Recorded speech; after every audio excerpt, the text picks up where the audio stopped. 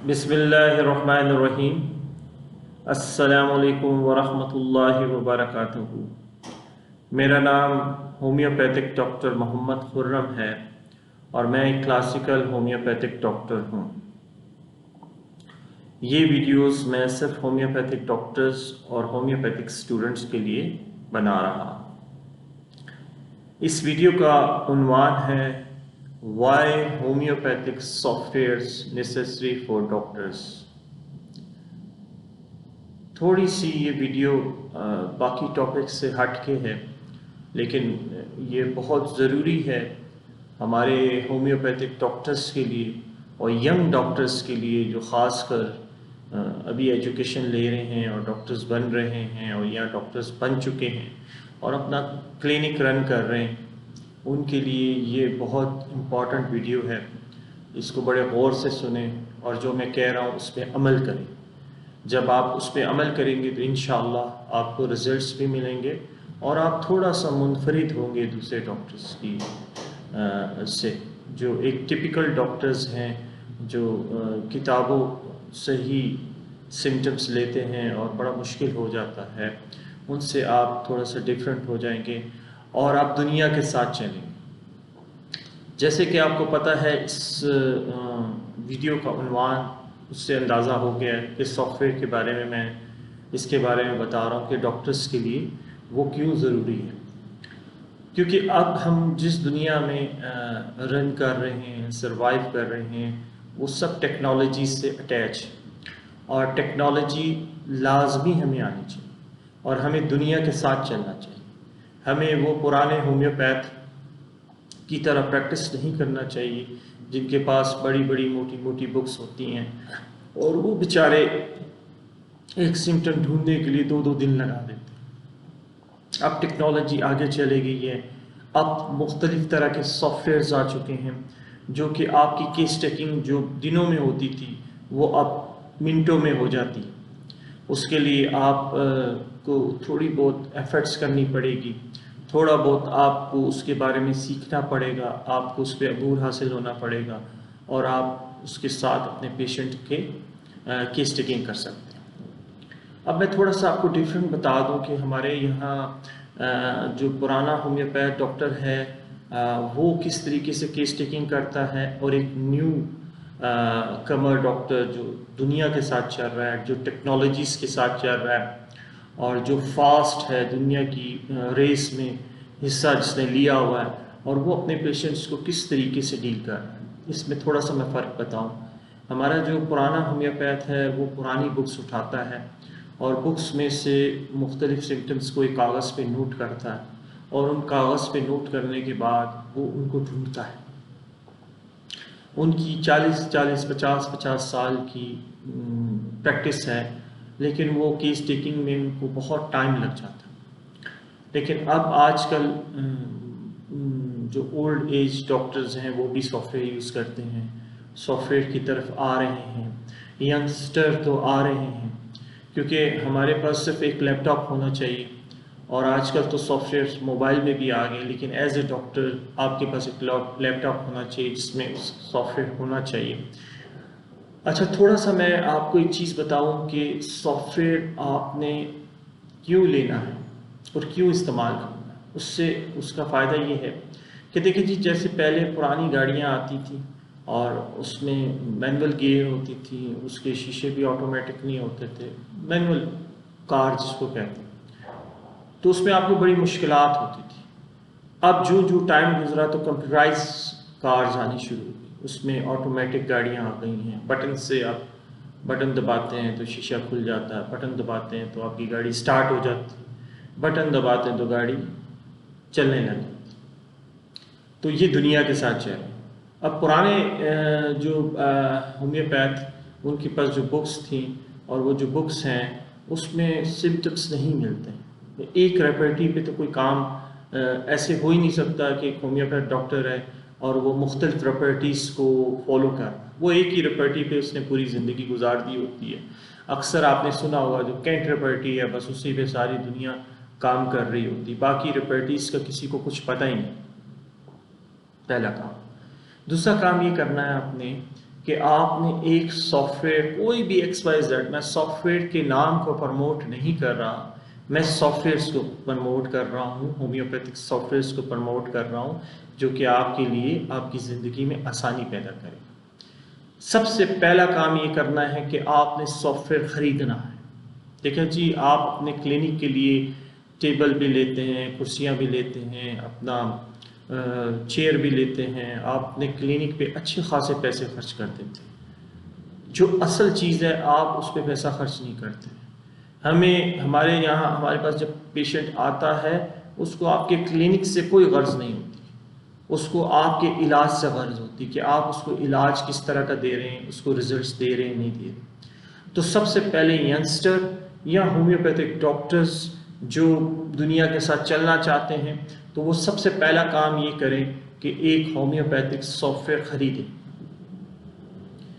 हमारे यहाँ अक्सर होम्योपैथ डॉक्टर, आप उठा के देख लें, आप किसी से भी पूछ लें जो होम्योपैथिक सॉफ्टवेयर यूज़ कर रहा है, किसी ने भी परचेज़ नहीं किया। उसकी फेक की ली हुई है, एक फेक की एक को दी हुई है, उसने दूसरे को दी है, दूसरे ने तीसरे को दी हुई है। सबसे पहली बात ये कि आप चोरी के सॉफ्टवेयर से अगर किसी का इलाज करेंगे तो उसमें शिफा होगी। आप एज ए डॉक्टर चोरी की चीज़ से किसी का इलाज करेंगे तो वो तो गलत है, वो गैर कानूनी भी है और अल्लाह उसमें शिफा भी नहीं डालेगा।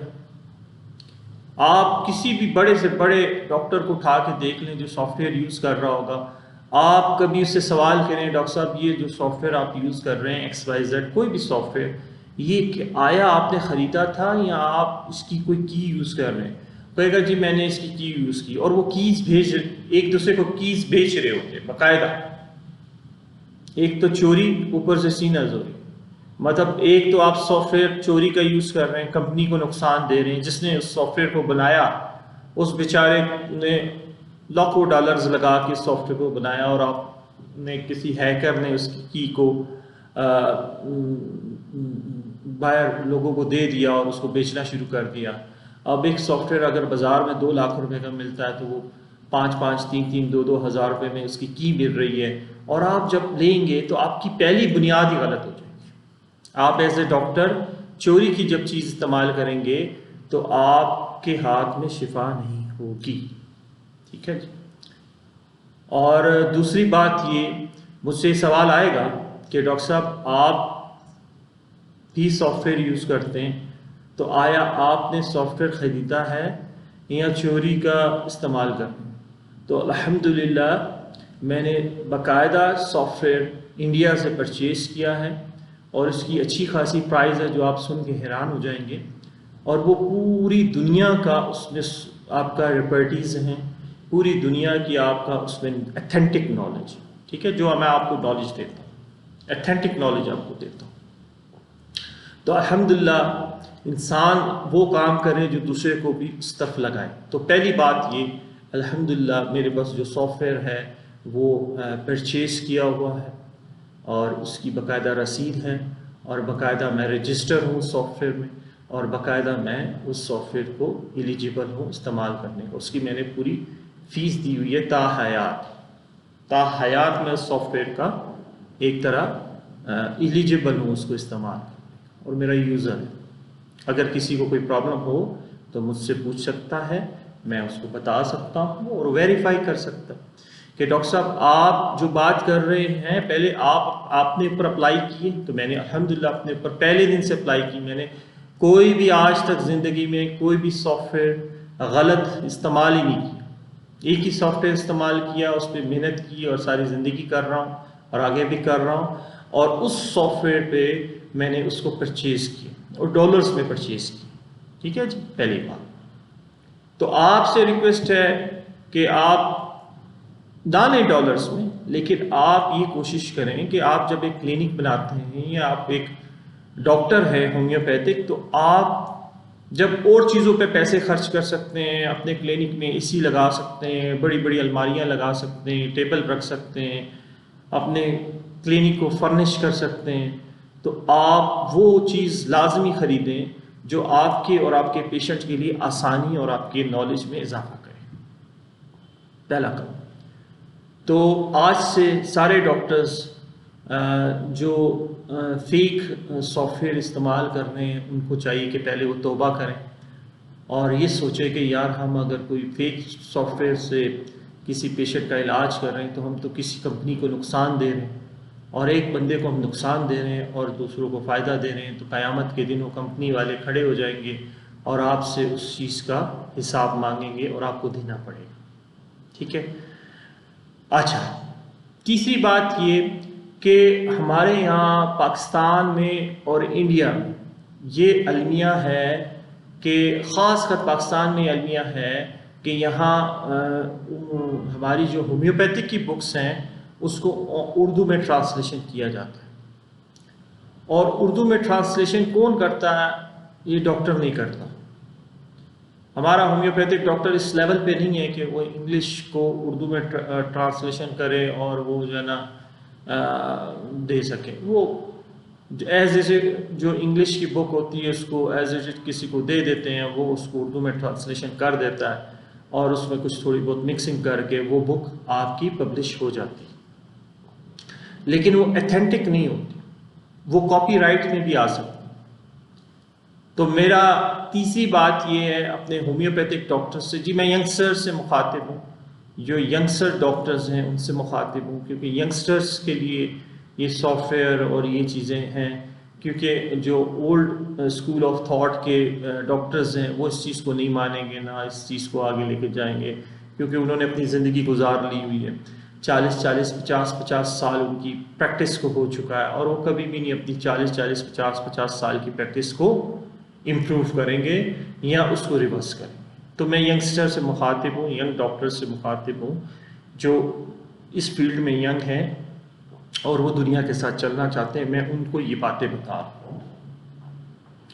अच्छा, अब सॉफ्टवेयर जो वो बुक है जो उर्दू में आपको अवेलेबल होंगी, बहुत सारी बुक्स। मैंने शुरू में जब उर्दू की बड़ी बुक्स खरीदी तो मुझे उसमें तजाद नज़र आता था, उसमें कोई अथेंटिक बात नज़र नहीं आती थी, मैंने सारी बुक ज़ाया कर दी।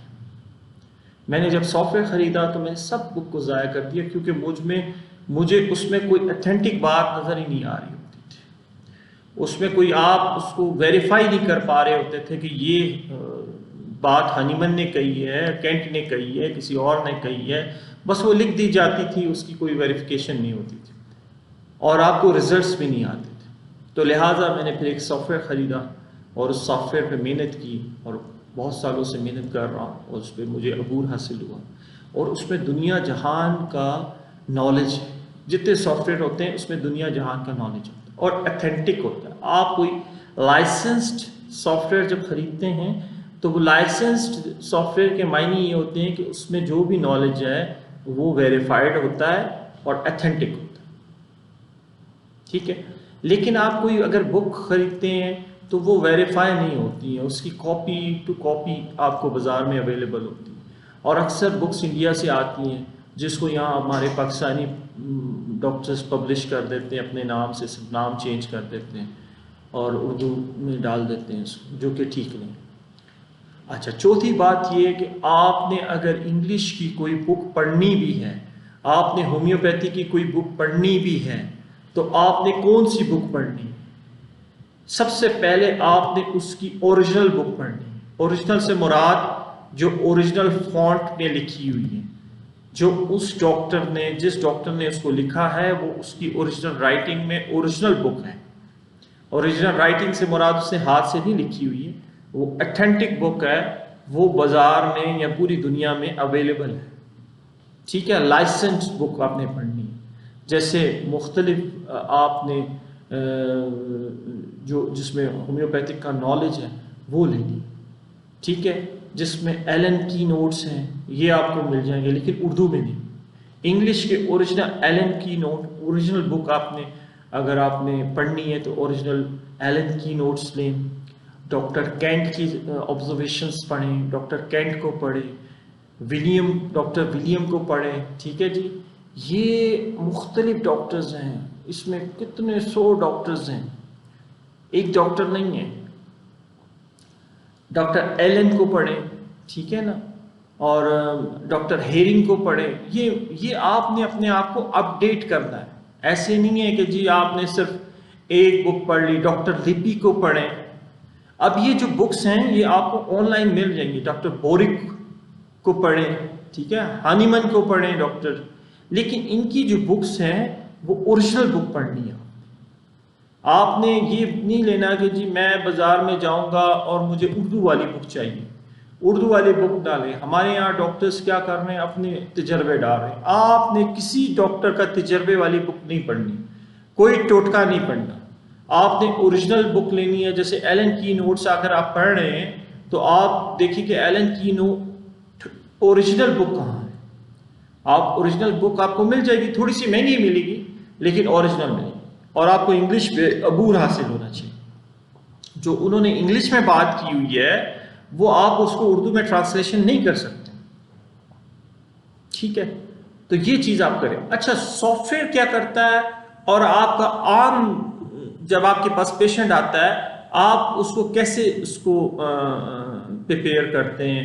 आप पेशेंट आता है, आप लिखने बैठ जाते हैं, अर्जी नवीस की तरह लिखने बैठ जाते हैं। आप लिखते हैं लिखते हैं लिखते हैं लिखते हैं और पता नहीं कौन सा सिम्टम आ रहा होता है, नहीं आ रहा होता है। तो ये सारा आप इसमें इसको देखें। और ये थोड़ी सी वीडियो लंबी हो रही है तो मैं इसके अगले पॉइंट्स इसकी मैं पार्ट 2 में आपको ना समझाऊंगा, ठीक है कि उस वक्त तक की इजाज़त दें। दुआ करें अल्लाह ताला हम सब के दोनों जहान बना के रखे और दोनों जहानों में जो बेहतर है वो नसीब करें, जो नहीं है हमसे दूर कर ले। आमीन। अल्लाह हाफिज़।